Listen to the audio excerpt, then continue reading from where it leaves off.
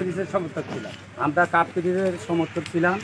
রাত তো নেই গন্ডগোল হওয়ার পরে আমরা সকালে অবস্থান করছি কেন্দ্রে যাওয়ার পরে আমাদের এজেন্ট নিয়ে ঢোকার পরে কতক্ষণ ভোট চলার পরে আমাদের এজেন্টকে মানে কলার বের করে দিচ্ছে। এটা দিছে তুহিন, অথয়, মারুফ, জলিল মেজর আর মতি। এটা মোটরসাইকেলে পাচ্ছি। আর এই যে মনি এখন অবস্থা আমাদের মারধর গন্ডগোল দফায় দফায় গন্ডগোল আঙ্গরে কেন্দ্রে তো এজেন্ট বের করে দিছে। আমরা কেন্দ্র সাইডে আইসে গেছি। সম্মতি জ্ঞাপন করাতে আমার রাত থেকেই ওরা মুড়ে অবস্থান করা দেয় না, করতে পরে আমি আইসে বসছি।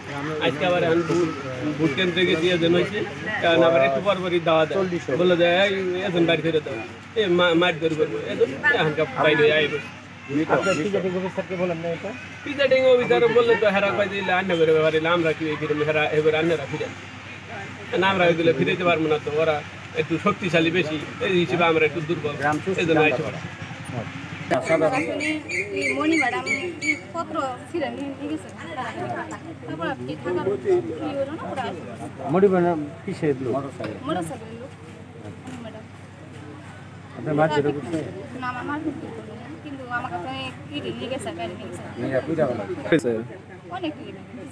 বিষয়টাকে পরে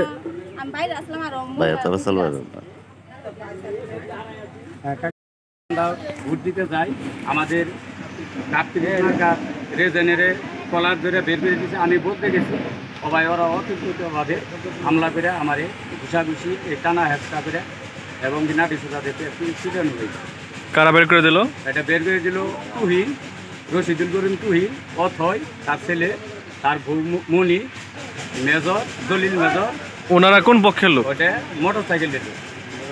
আর মতি, এই কয়েকজনে আমার আক্রমণ করে এই কাজ করছে। এখন আমরা কেন্দ্রে থাকবার মানে মারামারি, হিরো হিরি, পিটাপিটি, খুনাবুনি, এই জন্য আমরা কেন্দ্রের বাইরে আইছি। কয়জনকে বের করে দিছে? আমাদের ওই এজেন্ট সম্পূর্ণ সবটি বের করে। কয়জন? 20 জন এজেন্ট 20 জন ছিল। কোনো মহিলা এজেন্ট ছিল? মহিলা ছিল 30 মার্কার এজেন্ট।